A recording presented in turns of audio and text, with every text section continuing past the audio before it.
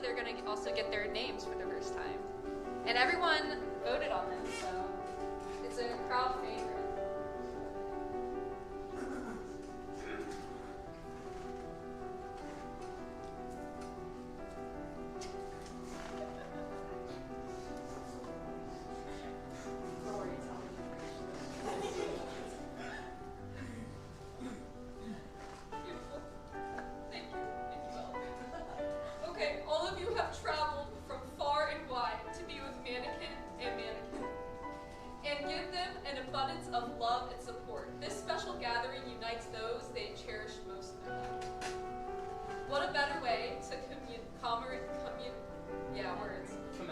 Commemorate this momentous occasion. As this couple embarks on their journey of a lifetime, they will undoubtedly be tested by both bad and good times. So true.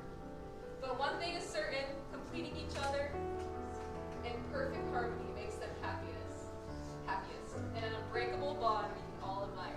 Now the two will give their vows.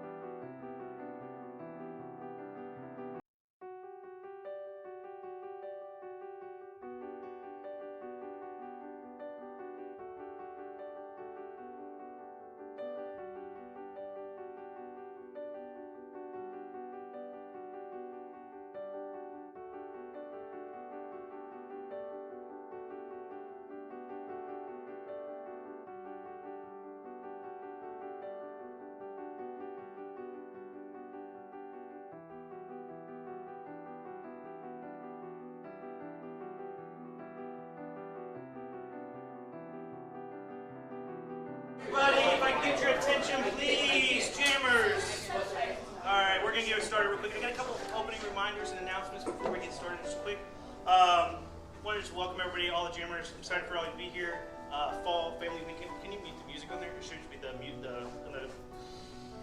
should just be on the volume control slider up, the little green bar up and down. It says music. Yeah, that one. Okay. As long as the microphone's on, we're good. I want to thank Fall Fest for letting us be part of it, being a part of the official program. So everybody being here on the cool weekend. We had a nice wedding family weekend, which is great. Yay.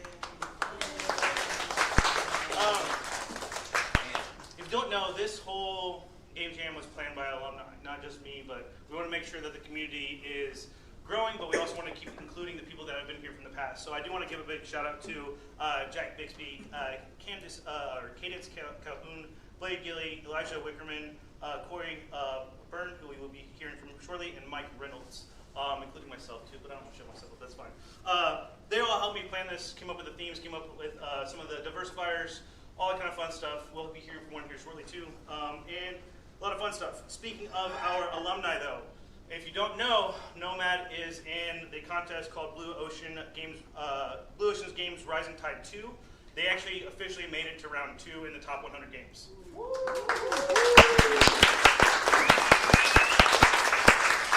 So continue voting for them, okay? There's a huge dollar investment if they make it to the next round. So they'll make some money, so and you'll be able to publish their game. So other than that, a couple more reminders on the calendar.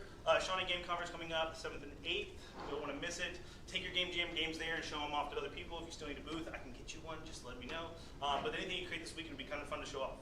Other than that, we do have other jams coming up. Look forward to. There'll be the house jam later this semester. And in November, early December, signups for Global Game Jam will happen as well, which is late January. Okay. That's the biggest thing I want to do. But I do want to transition over to our keynote. Kory Byrne going to be talking with you all. So. Let's hear for Kory. Hey, I should have some slides to share. Travis, can you get those up?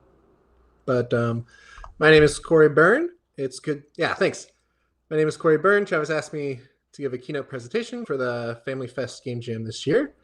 I've known Travis for a lot of years, so I was happy to oblige. Some of you have maybe seen me give a talk the past couple semesters at the school, so it's great to be back. When I was a student, I hated listening to long speeches before the game jam, so I'll keep this one pretty short.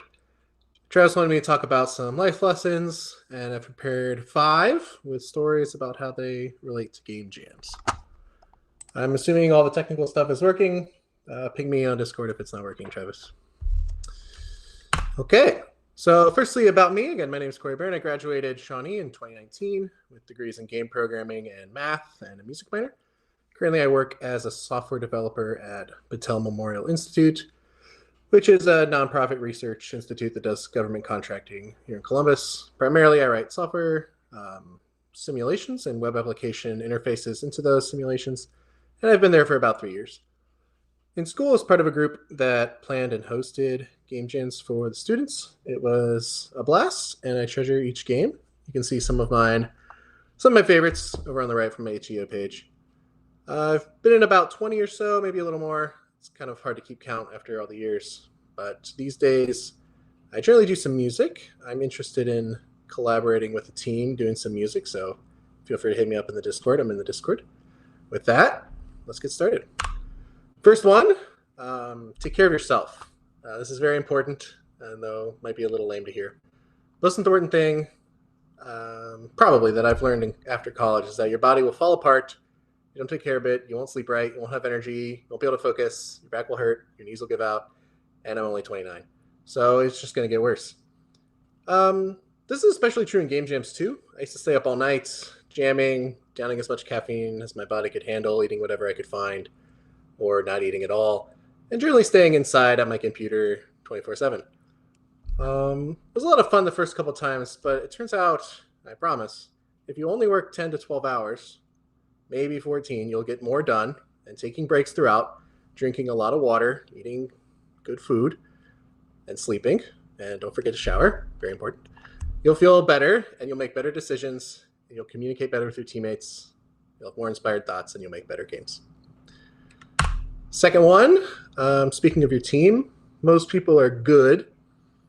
This one is kind of hard for me to learn, but I do think it's true. At least people try to be good.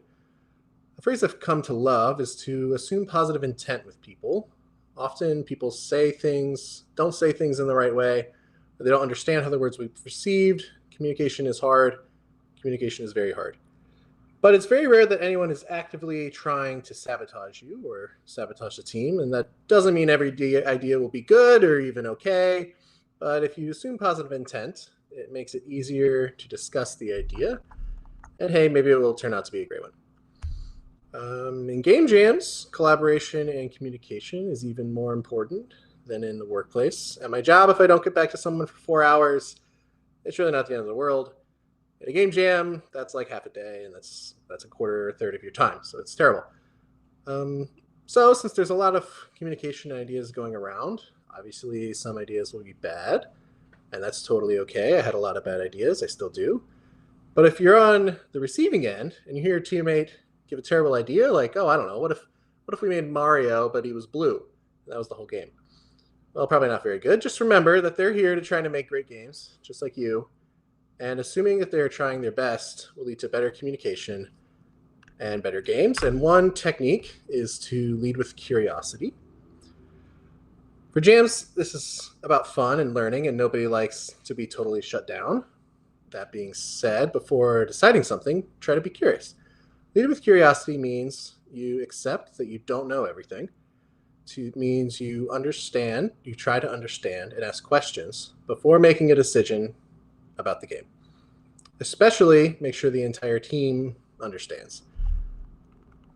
It also means, especially in a jam, that the first presentation of an idea may not be right, but after iteration, something truly special can come out. Something I learned from Jim Hudson. He always said, your first idea is crap, your second idea is crap, your third idea might be okay, and your fourth idea is probably good. I always think about that. If you know me, you know I have a lot of opinions. It's very easy for me to make a snap judgment decision about something, and I've learned these skills in jams too, and it can be very helpful if you're working on your own. But in a team, it doesn't work so well. People get upset, and your games get worse. Remember that other people have perspectives that you don't, and the best games happen when ideas are developed, and ideas are developed best with curious exploration. Speaking of teams, game jams are just about as much about the relationships we form throughout the process. I still talk with my jam partners even 10 years after our first jam, and we collaborate to this day. This is a phrase that I learned when I was 19. It's really stuck with me. Significant change comes from significant relationships. One thing about it that I think about is fundamentally our jams at Shawnee are rather small compared to, GMTK Jam, Global Game Jam, even Ludum Dare. But they were still my favorite part of college, and not because I launched any mega hits, although I hope some of you do. That'd be great.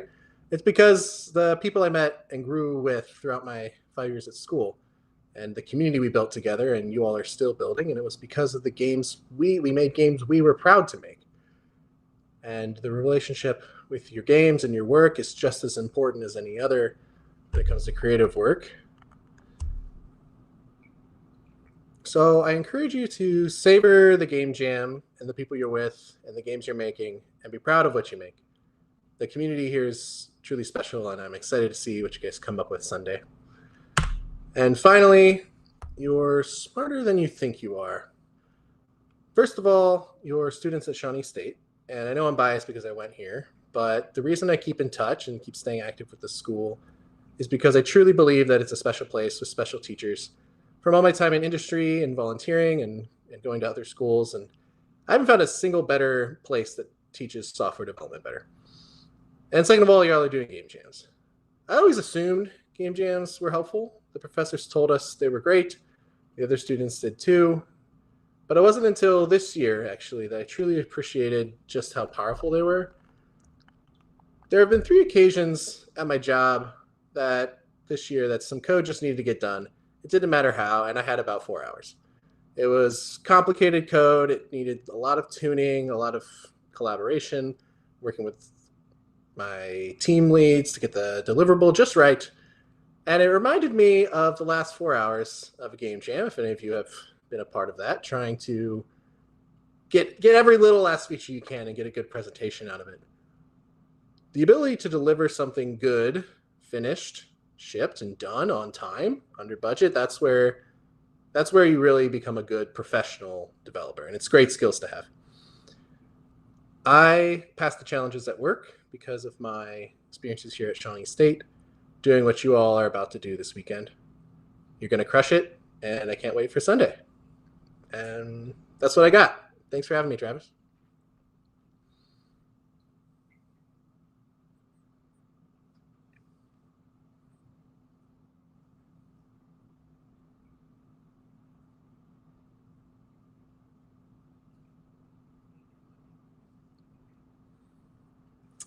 The theme is window. Is it window? Well, hey, we were collaborating, but I think it's window. It's window. Thank you.